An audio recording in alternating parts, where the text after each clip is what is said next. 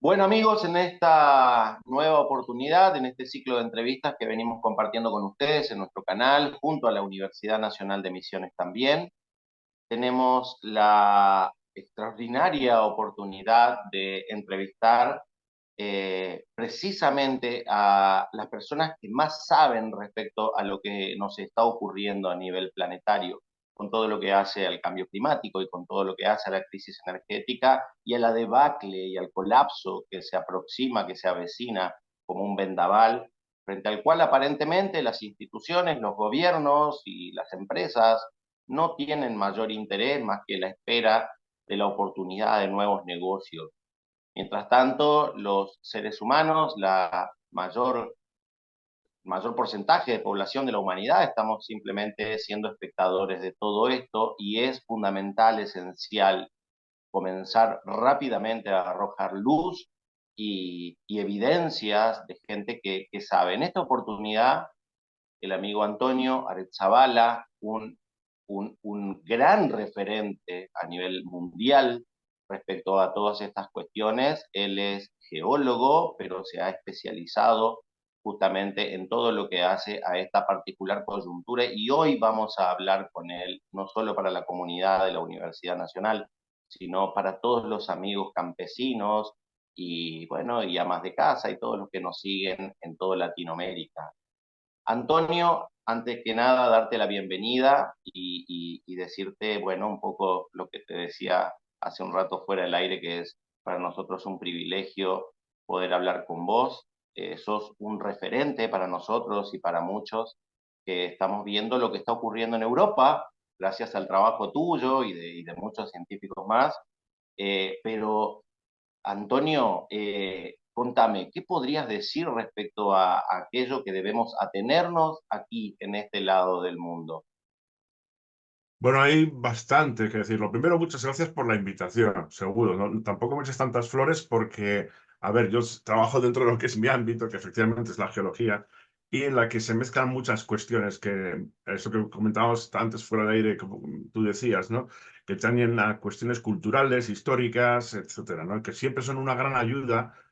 Para poder tener perspectivas. Entonces, yo normalmente cuando hablo con los políticos, a mí suelo ser invitado a las comisiones para no sé, para la elaboración de leyes, por ejemplo, como la ley del cambio climático y de transición energética del Gobierno de Navarra, hablo siempre de los patos, ¿no? Y los patos somos personas que igual no somos grandes especialistas en una cuestión determinada. Imagínate, el imán hecho con neodimio del tipo de aerogenerador tal, no sé qué, de la izquierda, ¿no? Bueno, pues no, ese no. Para eso hay un señor de una empresa de ingeniería, que es el que la construye, que la hace de maravilla y tal, ¿no? Y tampoco somos especialistas en los impactos hacia, por ejemplo, la economía social de una zona determinada localmente, que vive de su tierra de forma secular durante pues, cientos e incluso miles de años, ¿no? Debido a que tiene una configuración, la que sea, que es lo que estudia, digamos, lo que sea la geohistoria, ¿no? Tampoco somos grandes especialistas, pero sabemos un poco de esto, un poco de aquello, un poco de lo de más allá, y somos capaces de integrar toda esta visión, y cuando necesitamos echar mano del señor de los imanes, pues le llamamos y le decimos, oye, o la señora de los imanes, decimos, oye, mira, que necesito tu visión de esto para hacer el rompecabezas con lo que me están contando aquí, de cómo vivían los abuelos antes de que pasara no sé qué río por aquí, o que sé, esas cosas, ¿no? O que se desviase el curso fluvial o cosas que pasaban, ¿no? Bueno, y eso te da una visión grande. Y eso ahora mismo es una cosa que en Europa y bueno, a nivel de todas las universidades, tú lo sabes, pues se está perdiendo. Se ha perdido la figura del pato, de la persona pato, que ni vuela bien, ni anda bien, ni nada bien, pero hace las tres cosas, ¿no?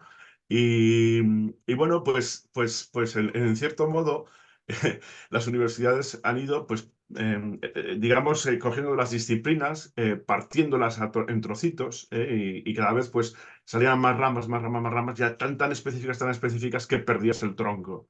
Bueno, aquí de lo que se trata es de, por fin, digamos, que todas las universidades y los gobiernos puedan disponer de una visión global de todo este asunto que atañe a tantas cuestiones que tienen que ver con la ingeniería, con la regeneración de suelos, con la adaptabilidad del ser humano a ciertas cuestiones y, por supuesto, a los impactos directos puro y duro de lo que es el calentamiento global en temperatura, medido en temperatura, vamos.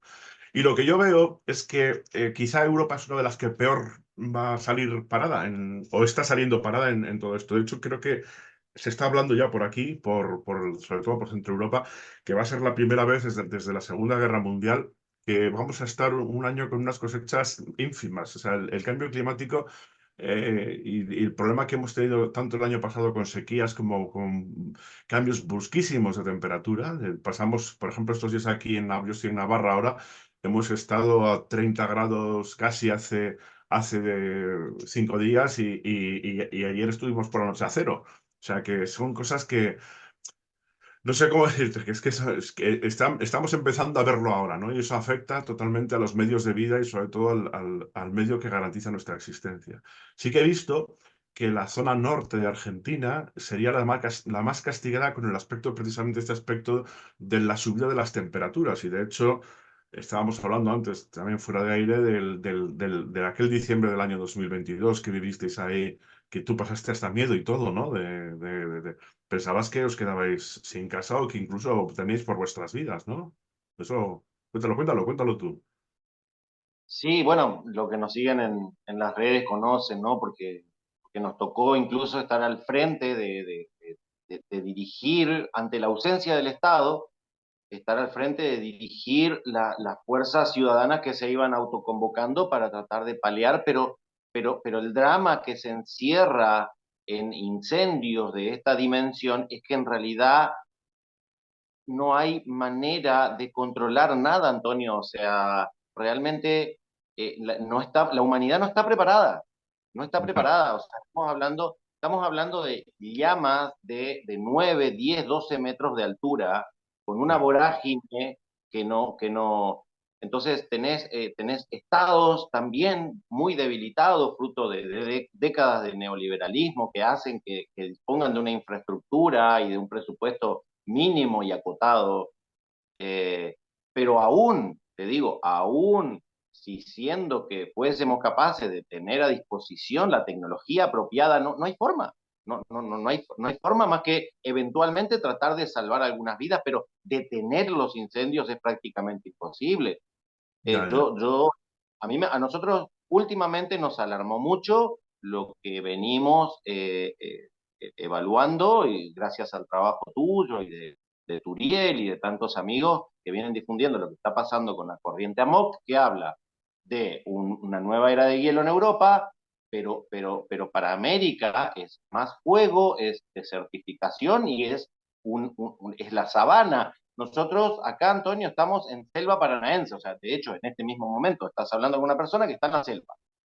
Nosotros vivimos en la selva y estamos sabiendo, y me llora el alma, estamos sabiendo que la selva está muriendo y que todo muestra que es un proceso evidentemente irreversible y que no estamos teniendo capacidad de resiliencia, pero cual si fuera poco, ni siquiera estamos sabiendo que no sabemos.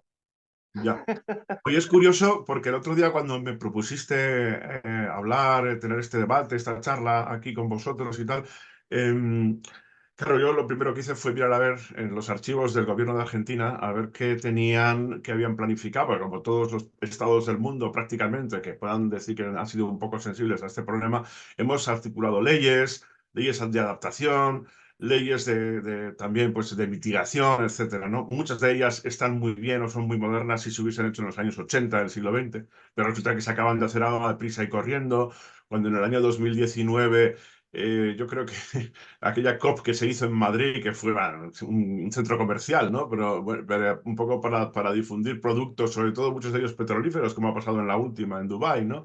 En cierto modo, aquel año, la figura, yo creo que de Greta Thunberg, guste o no guste esa niña, bueno, ya es una mujer, pero guste o no guste lo que hacía esa chica, eh, eh, impactó mucho tuvo, o sea, a nivel internacional tuvo un impacto. De repente el gobierno español declaró la emergencia climática, luego el gobierno de Navarra declaró la emergencia climática, el ayuntamiento de Pamplona declaró la emergencia climática. No hubo ningún resquicio de las administraciones estatales, autonómicas, locales y de los ayuntamientos que no declarasen la emergencia climática. ¿Sirvió de algo? Bueno, se hicieron una serie de leyes, muchas de ellas casi casi están prácticamente hechas por la gran industria de la energía eólica, por ejemplo, aquí en España, ¿no?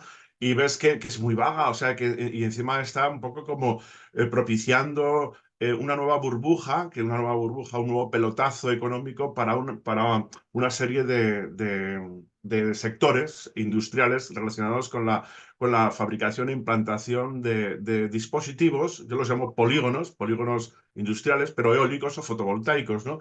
Y están enriqueciendo a las mismas empresas que hacía unos años, pues lo que hacían era comercializar con combustibles fósiles y ahora de repente se han vuelto todas verdes, ¿no? Entonces hay un pintado de verde brutal en Europa hacia muchas de las cuestiones Pero bueno, se declaró este impacto, ¿no? Salen estas leyes, digo, voy a ver la de Argentina. Y la verdad que es muy parecida a las europeas. Es decir, yo creo que al final los estados se copian unos a otros, copia y pega, lo adaptan a sus circunstancias.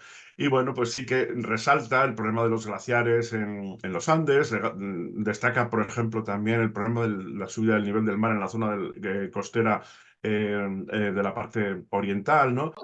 Sí, te decía eso, que los estados, los gobiernos que declararon todos la emergencia climática, se articularon prácticamente leyes en todas partes, incluso leyes locales, no yo solo a nivel estatal. Aquí es lo que pasó en España, pero no se están cumpliendo. Nosotros ya tenemos, por ejemplo, la ley que se publicó aquí en donde yo vivo, en Navarra, en el gobierno de Navarra, eh, tiene 2 años. Y haces un recuento de qué es lo que se ha materializado de todo aquello, y es nada, o sea, absolutamente nada. Las macrogranjas siguen contaminando lo que contaminaban. Los desechos se siguen tratando como se trataban. La mitigación es absurda y lo único que se ha apostado ha sido por lo que está dando lucro a grandes empresas energéticas, como te estaba diciendo, ¿no? Que son las que están implantando, en muchos casos, polígonos fotovoltaicos y eólicos con la resistencia, muchas veces violenta, no violenta, sino agresiva y fuerte, o sea, por parte de las fuerzas del orden público con algunos ayuntamientos de vecinos que se niegan absolutamente a perder su forma de vida por el hecho de que hay que alimentar a las grandes urbes. A ver si me explico. Ten en cuenta que aquí tenemos un problema muy gordo en lo que va a ser la transición hacia el futuro. Y aquí ya me meto en la historia. O sea, el hacer el puzzle como ese pato de lo que es coger la historia agarrar la historia de la península ibérica y llevarla al siglo XXI en un contexto de declive energético, de impacto del cambio climático. Y es que una ciudad de 7 millones, o un lugar de 7 millones de habitantes, como pueda ser Madrid, en el centro de la península ibérica, es absolutamente imposible de mantener. O sea, no se puede mantener. Entonces, esta desesperación por intentar seguir haciendo exactamente lo mismo, el mismo tipo de vida que se hacía en el siglo XX y lo que vamos de XXI con combustibles fósiles, pero hacerlo con energías renovables es imposible. Es que no pega. Es decir, nuestra civilización está construida o se construyó con unas bases que se llamaba petróleo. Era una base que es la que hizo que nuestra sociedad termoindustrial llegase a lo que llegó. Pero es que, claro, una sociedad termoindustrial no se puede hacer con energía renovable. Entonces tienes que inventar otro tipo de sociedad, otro tipo de relación, otro tipo de arquitectura de Estado, otro tipo de comunidades en los que impera la cercanía, se desglobaliza, se desjerarquiza, se descomplejiza. Y es lo que estamos viviendo. Porque o lo vivimos a tortas, como lo estamos pasando en Europa y sobre todo ahí en Argentina, o sea, es decir, a base de tortazos, de golpes, y entonces así es como aprendemos, o realmente damos importancia a lo que nos dice la ciencia, le hacemos caso a los científicos, hacemos caso a los pactos, procuramos confiar en los pactos, que hay gente muy honesta, que no, los científicos no somos políticos, nosotros no tenemos ningún interés en contar cosas chungas, o sea, cosas feas, damos la verdad sin edulcorar, nosotros contamos las cosas sin edulcorar, las decimos de forma cruda y ellos son los que tienen que decidir. Pero claro, no te puedes imaginar a los políticos saliendo en las televisiones diciendo que la cosa está muy mal, que no sé qué. Ellos tienen que decir que todo va muy bien. que no pasa nada, que las playas están llenas, que qué bien que hace calor en diciembre. Aquí, bueno, estamos en el otro lado, aquí en diciembre estamos en invierno.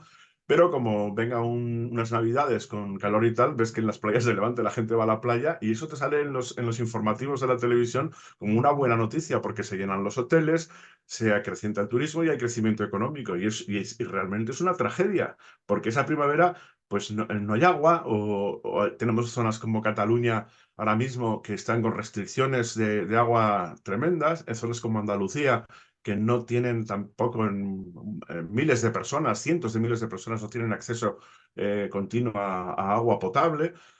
Tenemos un problema muy gordo y sin embargo sale muy poquito en las televisiones y las soluciones que se dan son soluciones que siempre piensan en una tecnología que va a venir, nos va a salvar. O sea, en vez de tocar nuestra forma de vivir, en vez de tocar nuestra forma de relacionarnos, de consumir, en vez de apostar por las comunidades cooperativas, en vez de por el individualismo de las palabras tan absurdas que se han puesto tan de moda en Europa, que son emprendedor, competitividad, o sea, todas estas chorradas que sueltan los economistas, que es nuestra muerte, ¿eh?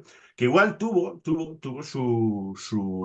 su apogeo y su sentido en un momento de crecimiento económico brutal, con unas ingentes cantidades de energía sobrante que nos daban los combustibles fósiles, pero no sabíamos que íbamos a llegar a esta situación, que aquello tenía efectos secundarios, que la generación nuestra vivió lo mejor y ahora está empezando a vivir lo peor. Yo en los años 80 del siglo XX, yo creo que no se ha llegado al máximo digamos, de comodidades, ¿no? que tuvo la sociedad europea.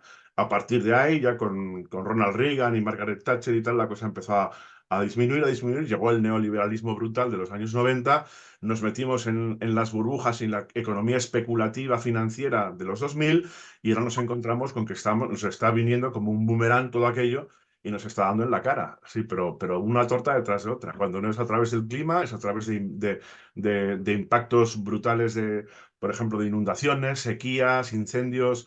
Nos está llegando todo. Y claro, y al final había un límite. La tierra tenía un límite, la economía tenía un límite, las ciudades tenían un límite y los ciudadanos teníamos un límite también. Y bueno, pues empieza ahora mismo a ebullir. Yo creo que tanto tú como yo, Juan, vivimos en una época apasionante, ¿eh? Porque hay tanto por hacer y sobre todo tanto por lo que le dejamos a nuestros hijos, a nuestros nietos. O sea, bueno, aparte de que desde el momento les estamos dejando una porquería de mundo, ¿no? Pero yo creo que había que dejar también de la sabiduría del mal hacer, ¿no? Yo creo que si algún día escriben sobre la gente que vivimos en el año 2024, en el futuro, si hay alguien que quede para poder escribir, echará pestes de nosotros. Y dirá, pero aquella generación, pero ¿cómo fueron tan asquerosos, ¿no? O sea, se quemaron lo de sus padres, lo de sus abuelos y quemaron lo de sus hijos y lo de sus nietos. O sea, somos la primera generación que ha quemado lo de nuestros antepasados y lo de los que están por venir. O sea, lo hemos quemado todo. Hemos sido la generación más egoísta. Deberíamos estar pidiendo perdón desde que nos levantamos hasta que nos acostamos a nuestros hijos, a nuestros nietos. Y luego estamos todo el día diciendo cosas de ellos de que si están todo el día con el celular, con el móvil así, que están jueguecitos, con no sé qué. Pues ¿qué van a hacer? Es que les hemos dejado un mundo penoso. Aquí ya te digo, cada vez se nota más en la gente joven, ¿eh? Este problema. Me dejas sin palabra, Antonio, porque lo que acabas de exponer es crudamente así. Vos es que a mí me toca la mirada campesina siempre, ¿no? Y aportar desde ahí. Y hay algo que uno ve con preocupación y es cómo se está naturalizando el relato. Yo creo que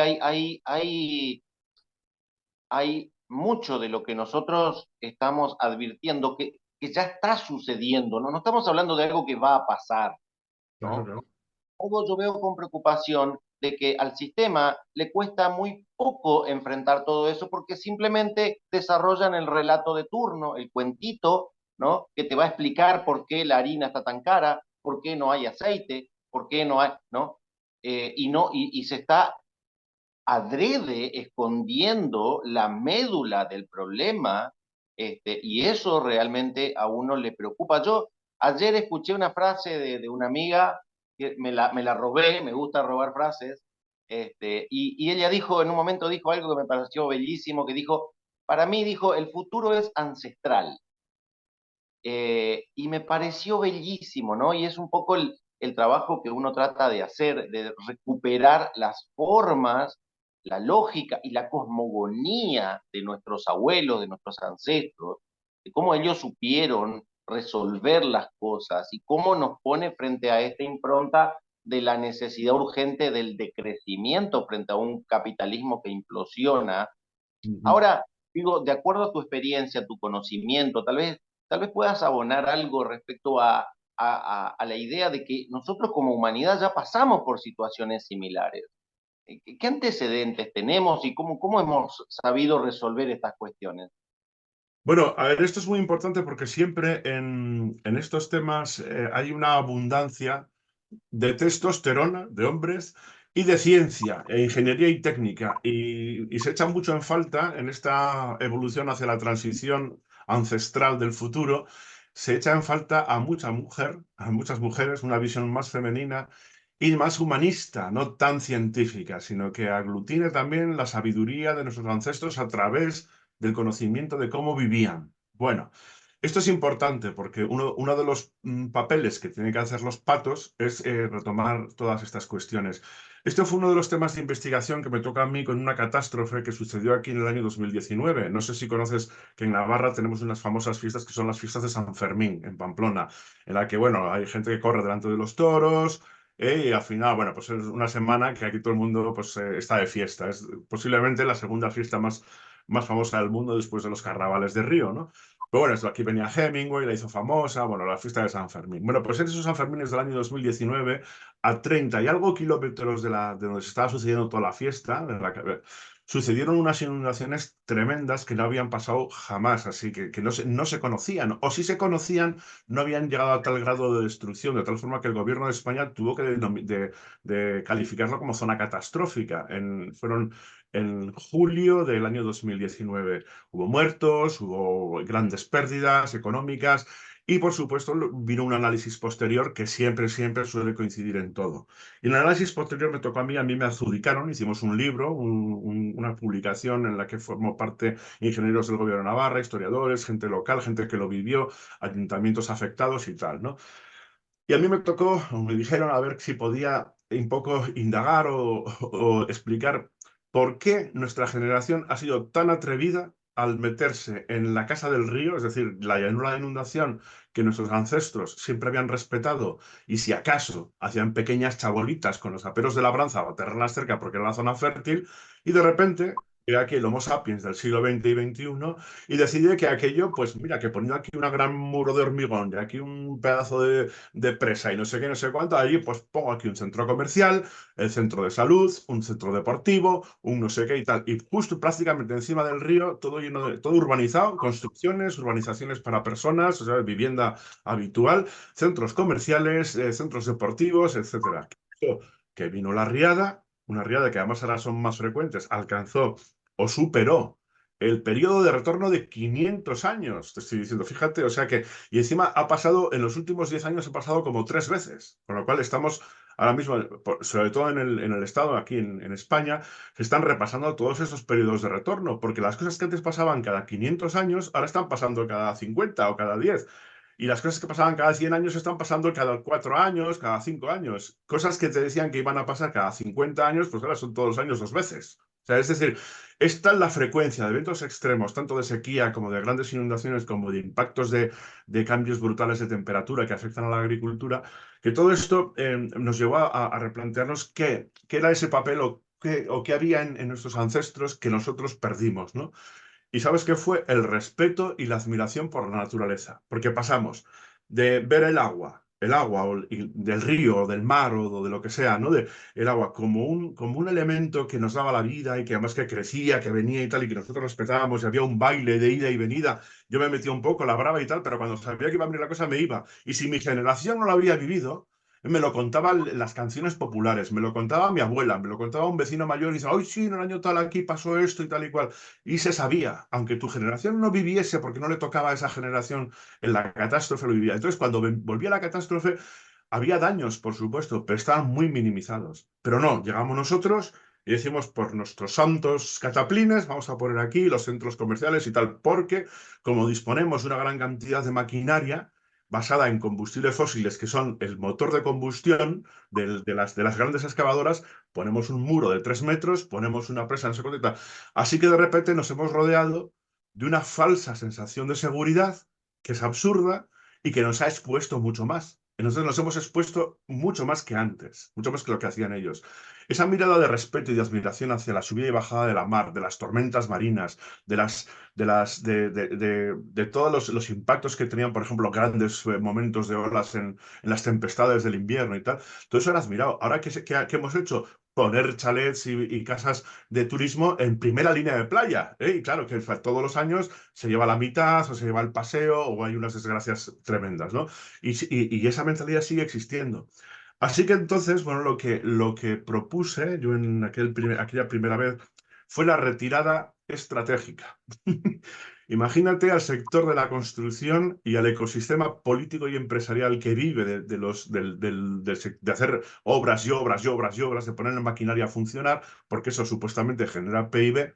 Eh, PIB, no sé si le decís ahí también, bueno, actividad económica, digamos, ¿no? Era la retirada estratégica y de repente se quedan así un poco como diciendo, ¿pero qué me está diciendo este retirada? Y entonces sí, a ver, la retirada estratégica hay que verla como una herramienta que le damos a las comunidades para ganar en bienestar, porque nosotros podemos seguir luchando contra el medio, es decir, prácticamente nos levantamos por la mañana con un escudo y una lanza contra la naturaleza, contra nuestros vecinos, contra nuestros familiares y nuestros amigos, ¿no? Como si tuviésemos que estar peleando todos los días, en vez de colaborar con ella, ¿no? Entonces, realmente es una herramienta que dota a las comunidades de mayores cotas de bienestar, pero para ello en vez de luchar por cada centímetro que ganamos, perdiendo ingentes cantidades de dinero y de vidas, muchas veces, lo que tenemos que hacer es no ganar esos centímetros porque no teníamos que habernos metido nunca ahí. Y entonces retirarnos de las zonas en las que nos metimos de forma irreflexiva y retomar nuestras vidas como hacían nuestros antepasados, mirando con respeto a esa fuerza de la naturaleza. No sé, y para eso la ciencia está pues dotando de esta posibilidad a la gente, ¿no? Entonces, esta retirada es irreflexiva, que viene sobre todo de la investigadora A.R. Siders, que en la Universidad de Harvard lo propuso para amplias zonas de los Estados Unidos de América que tienen verdaderos problemas de urbanismo muy atrevido o muy audaz que se metió donde no debía o presas que eran peligrosas, en fin, una serie de obras y grandes infraestructuras que realmente se convirtieron con el tiempo en bombas de relojería, ¿no?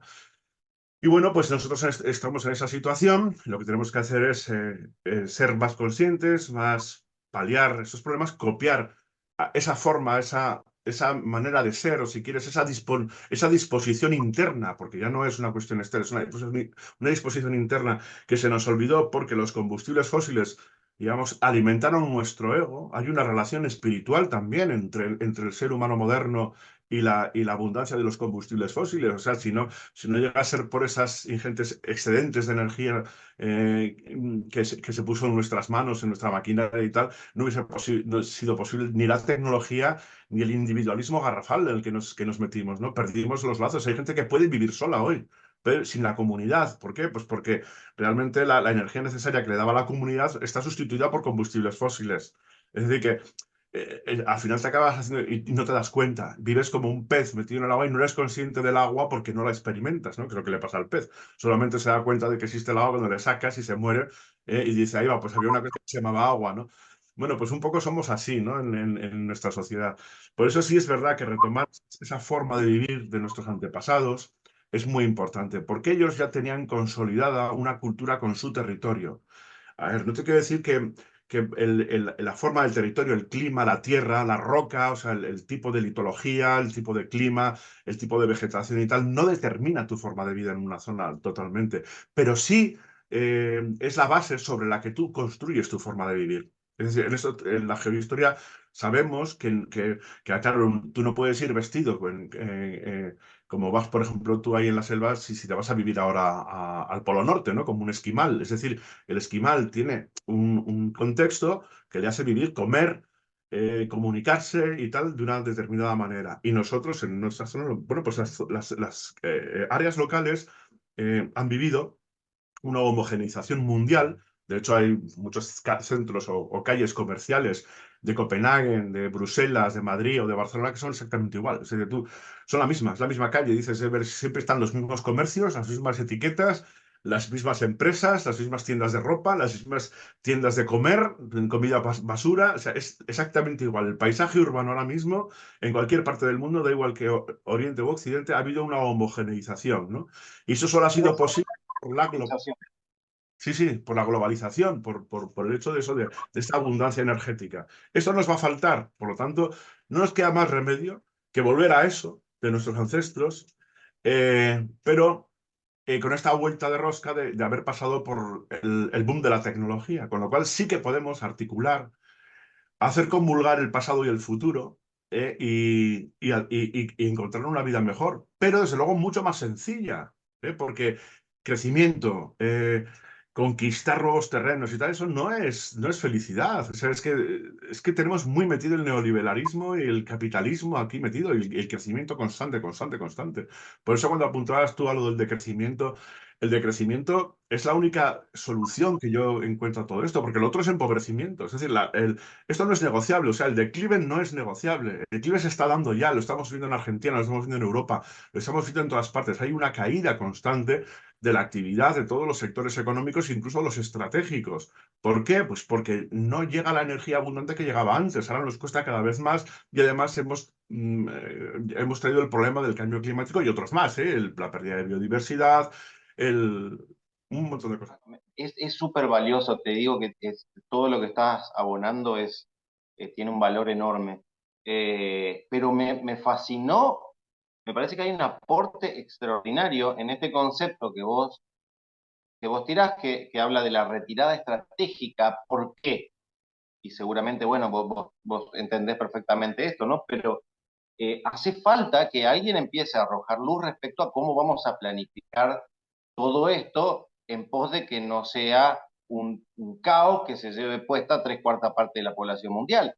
Entonces, cuando vos me hablas de retirada estratégica, Antonio, a mí me viene a la mente inmediatamente, bueno, todo lo que fue el impacto de la Revolución Verde, fundamentalmente para Argentina, donde mis abuelos, que eran propietarios de campos, minifundistas, campesinos de generación tras generación, fueron literalmente expulsados de sus tierras y padecimos un proceso gigantesco de éxodo rural, ¿no? Que fue, bueno, engordando toda la urbe y creando las villas miserias, creando toda esta marginalidad.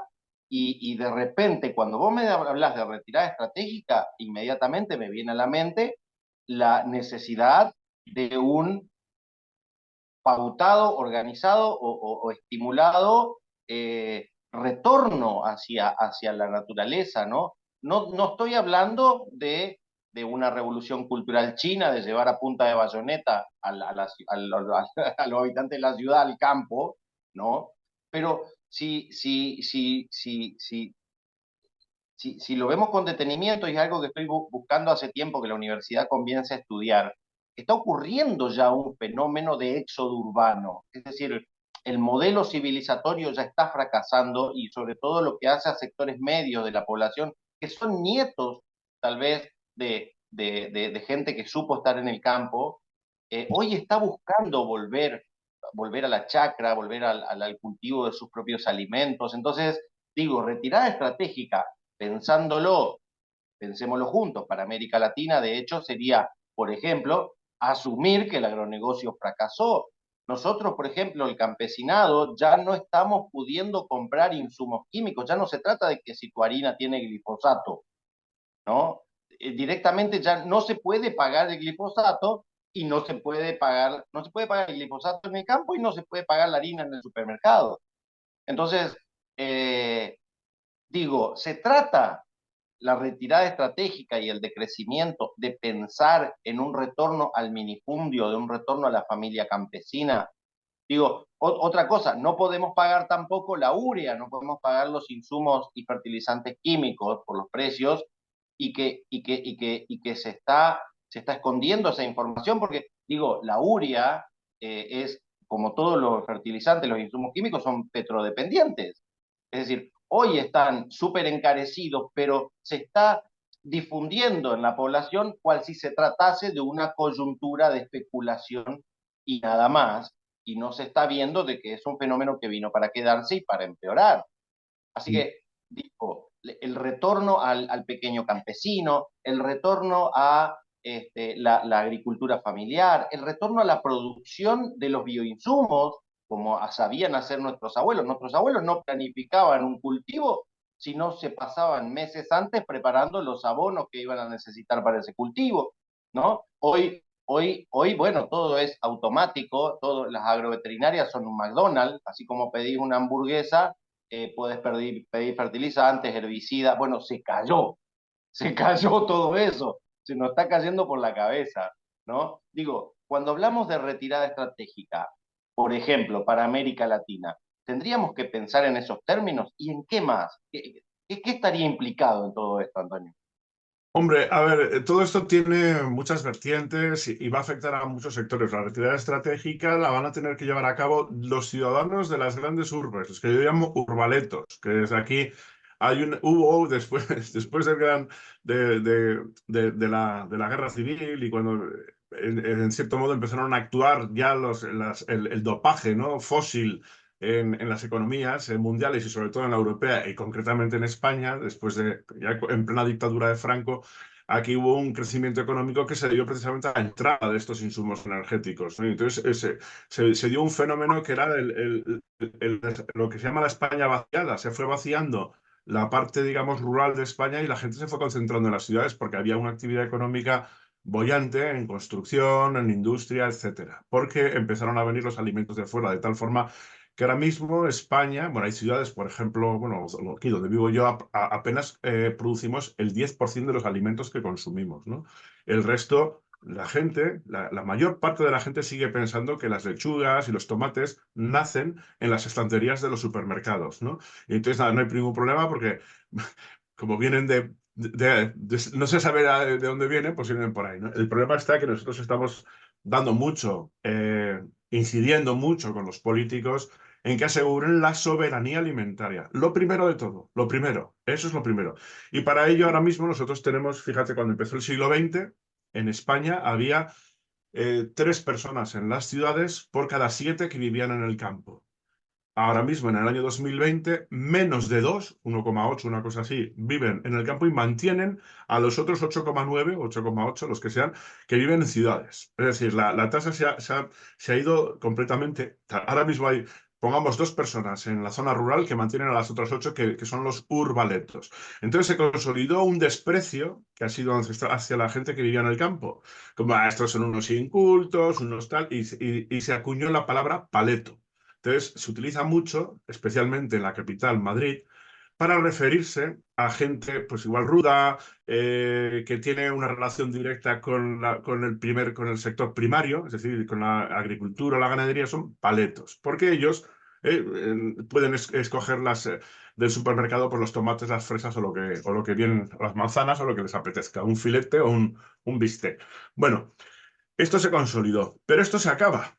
Y de hecho, como te decía antes, dentro de esta retirada estratégica, aquí ya se está viviendo esa vuelta al campo. De todas formas, se está haciendo de una forma, digamos, bastante distorsionada con un romanticismo que no existe. Porque piensa la gente que va a ir al campo a vivir en un sitio ideal donde no huele a mierda de cerdo ni a mierda de vacas, y donde además el gallo a las 5 de la mañana no es un pesado, ¿no? Y entonces tú estás con tu ordenador haciendo tu trabajo online, porque como trabajas para el Banco de Santander o para el Banco Bilbao Vizcaya, pues no tienes ningún problema y vives con un romanticismo maravilloso. Lo único que te molesta son los mosquitos, algunos insectos y de vez en cuando el burro que se pone a berrear y no hay forma de dormir, ¿no? Bueno, pues este romanticismo existe, este falso romanticismo existe, pero esa vuelta al campo no va a ser ni siquiera tan dulce. Bueno, para ellos menos todavía, porque el urbaleto, o sea, es la palabra contraria a paleto, es el urbaleto, el que ha consolidado esa cultura absurda de ciudad y que era insostenible y que ahora se está dando cuenta de ello, está volviendo al campo.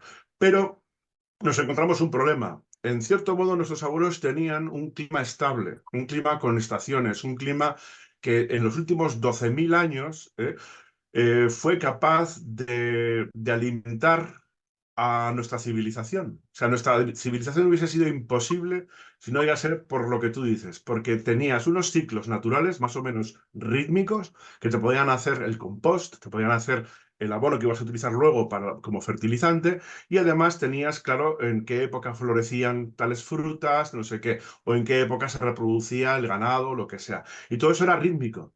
Pero eso está muy distorsionado ahora. O sea, que esa vuelta al campo no va a ser tan romántica, primero, porque esos ciclos están rotos. Ya están, no, no se van a romper, no, ya están rotos. Entonces, las cosechas son mucho peores. Las olas de calor acabaron en el año 2022 en España con un porcentaje brutal de oliva. O sea, y eso que es uno de los productos estrella del Estado español, el aceite de oliva, que se vende para todas partes. Bueno, pues hubo unas cosechas malísimas, como hubo malísimas de otras cosas por las sequías y por las olas de calor tan terribles que se vivieron desde mayo hasta prácticamente noviembre del año 2022.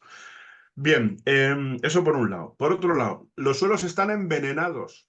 Esa es otra, que tú vuelves a una tierra que posiblemente la de tus ancestros, y además yo siempre recomiendo a la gente que está decidiendo ya, decir, abandonar una ciudad como Madrid, por ejemplo, porque ya es una ratonera, o sea, son sitios donde se vive muy mal ya, ¿eh? O sea, el nivel de vida de lo que antes era la clase media, que ya no existe en Europa, poco a poco va desapareciendo, es horrible. O sea, ahora mismo los chavales jóvenes que terminan sus carreras, sus estudios y tal y cual, se encuentran con que tienen que destinar el 60% de su salario para pagar un alquiler. Es decir, no hay quien viva ya en las ciudades. Pero es que ir al campo es que te vas a encontrar ahora, yo siempre les digo que vayan a una zona donde se les conozca, que te eres el hijo de no sé quién, no, si es el nieto de fulanito y menganito, o sea, porque tú no pintas nada, si eres de origen igual andaluz y de repente te vienes al norte, que posiblemente, bueno, no hay ningún problema porque no vas a mediatizar tu vida, pero si vuelves a tus orígenes, todo el mundo te conoce y en cierto modo consolidas también la recuperación de aquellos lazos que trabajaban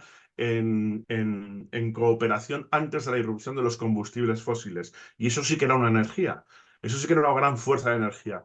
No sé si conoces a la filósofa Simone Weil, que estuvo, bueno, era francesa, era una mujer que decía que el amor es la mayor fuente de energía, y es verdad. Es decir, al final resulta que es a través del trabajo de las comunidades y del trabajo en equipo de donde sacas la verdadera energía para el futuro, ¿no? Bueno, te vas a encontrar con que los terrenos ya no son los que eran en aquel momento porque han pasado por un siglo XX y parte de un XXI en los que los fertilizantes, pesticidas y tal han matado el ciclo natural del micro, el pequeñito, el que no vemos, el de los microbios pequeñitos que hacían que esa regeneración de los suelos fuese rítmica también y fuese fructífera. Porque realmente la naturaleza, Gaia, o sea, los ritmos y los ciclos de Gaia, eh, son muy ineficientes desde el punto de vista nuestro, o sea, desde el punto de vista de lo que nosotros hemos sido capaces de hacer con excedentes de energía. Son muy lentos. La función clorofílica es una cosa muy ineficiente, o sea, aprovechan muy poquito, pero fíjate lo que ha sido capaz de un planeta entero llenar la biosfera de vida, o sea, todo, no hay parte, o sea, no queda prácticamente ni en aire, tierra, agua, nada, ni siquiera hasta los extremófilos cerca de los volcanes a unas temperaturas altísimas o en unas zonas profundísimas a 11.000 en las fosas más profundas del planeta. O sea, en cualquier sitio te puedes encontrar vida porque de manera muy ineficiente se puede garantizar la vida. Se supone que nosotros, que tenemos cerebro y nos hemos autodenominado Homo sapiens, es decir, somos el máximo de la creación, de la sabiduría en este planeta, tendríamos que tener más inteligencia que los seres unicelulares.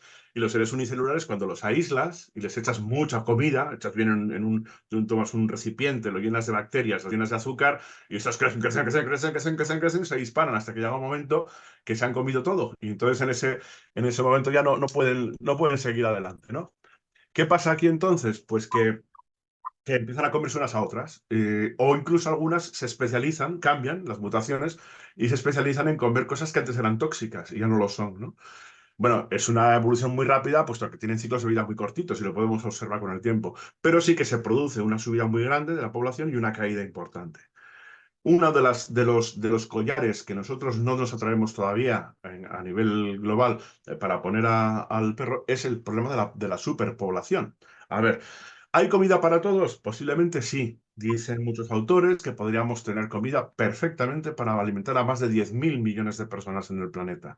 El problema está que eso está muy mal repartido. Está muy mal repartido y las dietas son horribles. Es decir, es insostenible el hecho de que lo que hay detrás de una hamburguesa, o sea, un Big Mac, por ejemplo, que te lo venden en cualquier McDonald's a 2 euros, a $2 en cualquier sitio, pues David Pimentel hizo un seguimiento, el profesor este de Texas, hizo un seguimiento a ver cuál era el precio real que tendría que tener ese producto para, digamos, llegar al equilibrio, ¿no? Y decirlo de forma monetarizada, es decir, en plan economicista, para que lo entienda la gente, porque es que al final resulta que solo entendemos cuando hablamos de plata, como decís ahí, ¿no? Si no, nadie lo entiende, ¿no? Bueno, pues serían aproximadamente unos 250 euros, $250 más o menos, para que te hagas una idea lo que tendría que valer solo por la huella de destrucción medioambiental que deja a su alrededor. Es decir, eso que tú te compras por 1,95 por $2, resulta que debería valer 250 para que eso fuese, digamos, dejase en equilibrio otra vez todo lo que destruyó. Eso que te hagas una idea. Por lo tanto, va a haber tenemos que hacer un cambio de dieta, comer mucha menos, por supuesto.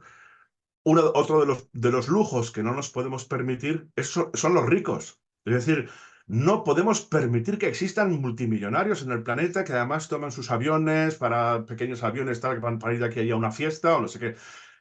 Nos los tenemos que comer. O sea, hay que comerse a los ricos. Así de claro. O sea, si esta civilización quiere seguir adelante y tener un futuro, y el ser humano quiere tener futuro, tiene que comerse a los ricos. Entonces, uno de los objetivos, ya sabes, de la Agenda 2030, con los 17 objetivos del desarrollo sostenible que todos los gobiernos del mundo se aprobó en 2015 y tal, era el número uno era acabar con la pobreza, el número dos acabar con el hambre, número tres no me acuerdo, pero por ahí ya entre los primeros está el de la equidad, el de la igualdad y de luchar contra la desigualdad económica tan existente tanto de norte a sur en los países del norte con respecto a los del sur como por supuesto esas nuevas neocolonizaciones dentro de cada propio Estado. Tampoco hace falta que nos comparemos con países muy pobres, porque nosotros dentro de nuestras ciudades, no de una forma grande, pero sí, por ejemplo, España ahora mismo tiene un 30% de la población en riesgo de pobreza, que viene a ser aproximadamente toda la población de Cataluña y Madrid juntas, es decir, unos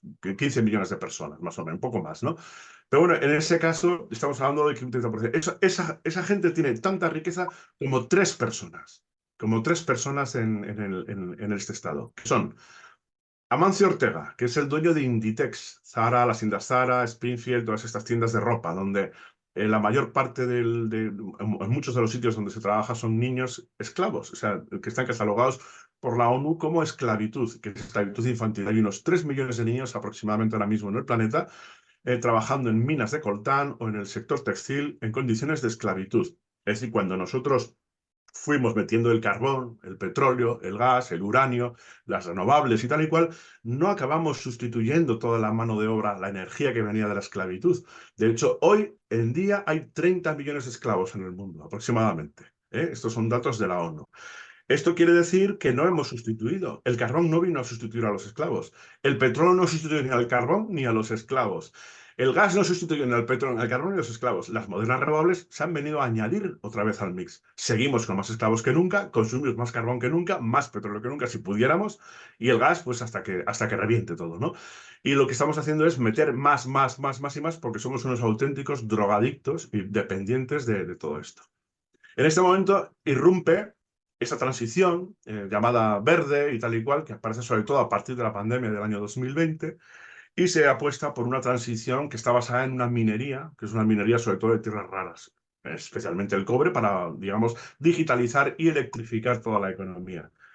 Pero nos estamos dando cuenta, sobre todo después de que empezó la guerra en Ucrania, que esta transición está apostando por una minería que nosotros aquí en la Unión Europea depende en un 98% del suministro chino para todas las tecnologías, digitales y tecnologías de, digamos, de captación de energías renovables, como la fotovoltaica, por ejemplo. Eso está en manos de China, todo eso.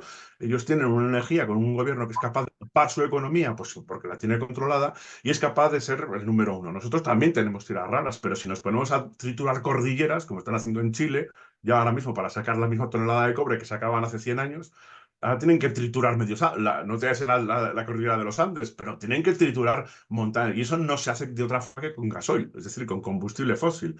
Por lo tanto, esa transición que vamos a hacer hacia a un mundo más verde está conllevando muchas más emisiones, muchas más de las que teníamos antes. O sea, es terrible.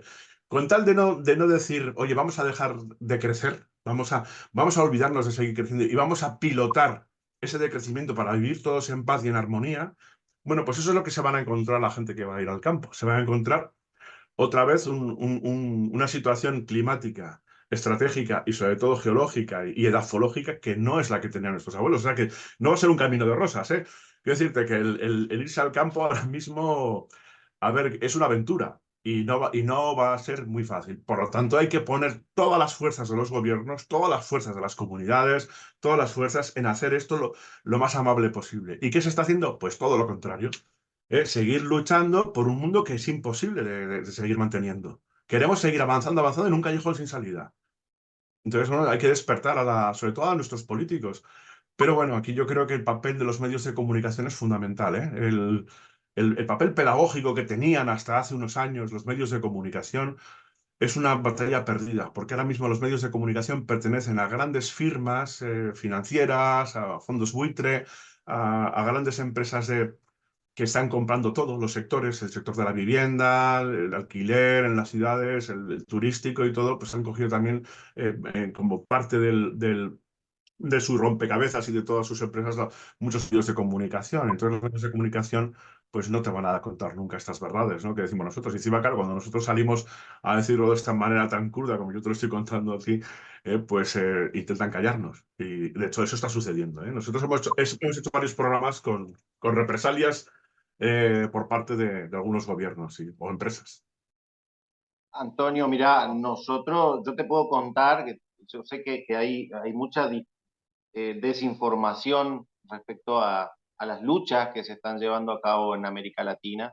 Hago propicio este momento para contarte que en América Latina hay un fortalecimiento muy grande de todas las organizaciones rurales y también urbanas vinculadas a la agroecología, a la permacultura y a la búsqueda de un sentido distinto de la existencia, ¿no?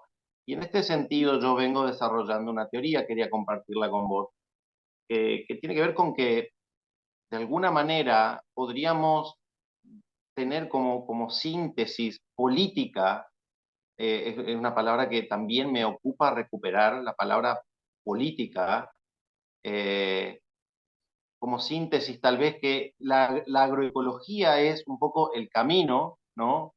Y la permacultura es el destino.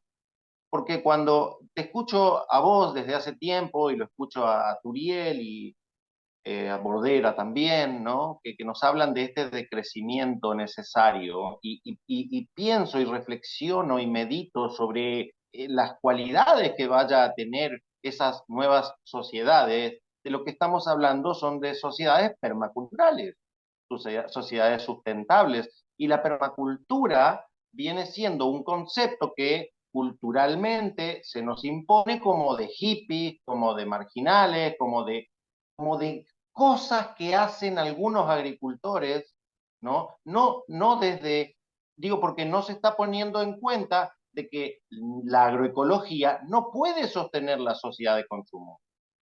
No, Entonces, se habla, sí, ¿no? Hay sectores, Monsanto en este momento está viendo con mucho cariño la agroecología porque está muy interesado en poder venderte una lechuga a 10 veces más caro, ¿no es cierto? Pero a ellos, digo, si no es a los pueblos a los que les interese que la agroecología sea lo que debe ser, es decir, un tránsito hacia una sociedad distinta, y si ese tránsito no, tampoco visualizamos cuál es, cómo es, digo, a mí me gusta definirlo como permacultura, eh, digo, cuando yo los escucho a ustedes hablando de retirada estratégica, hablando de decrecimiento, yo no pienso en esos términos. La agroecología es el camino y la permacultura es la salida política de los pueblos. En una coyuntura increíblemente compleja, porque como te digo, nosotros estamos en red con multitud de experiencias a lo largo y ancho de América Latina, y es fascinante lo que se está haciendo y estamos todo el tiempo tratando de darle difusión a todo esto, eh, pero al mismo tiempo con una ansiedad y una angustia gigantesca porque claramente no alcanza en términos de que tal y como lo decías vos, hay todavía un envión, una inercia hacia la persecución del éxito, hacia la búsqueda de la satisfacción de una interioridad bueno, que demanda eso, demanda obtener objetos, ¿no? Ya, pero date Y, cuenta que y esto forma parte de una base cultural individualista, materialista, patriarcal. Es decir, aquí tomamos una cultura desde que somos niños y nos educan en la cooperación, en las habilidades sociales y en la colaboración con otras personas. Y que entonces la cosa cambia. Y sobre todo en una cierta espiritualidad que no tienes por qué satisfacer todo a base de cuestiones materiales. Por eso mucha gente está muy enferma de la cabeza y solo piensa en comprar y comprar y comprar. Y al final es más insatisfecha porque le duran 5 minutos, ¿no? Cada compra que hace, ¿no? De satisfacción. Enseguida tiene que hacer la siguiente. Bueno, esto, como bien decías, pues forma parte de una cultura que habría que consolidar en la que los medios de comunicación tendrían un papel muy importante. Pero claro, hay mucha gente que no lo cree, mucha gente que, como no tiene ahora mismo esa disposición, si quieres, eh, pues se ha perdido, ¿no? Se ha perdido toda la cultura que tiene que ver no solamente con lo técnico, con lo científico, con lo humanista, con la historia, con la filosofía. Es una cuestión espiritual, es una cuestión también de encuentro espiritual. Verás, una de las cosas que hemos hablado es del decrecimiento. Me imagino que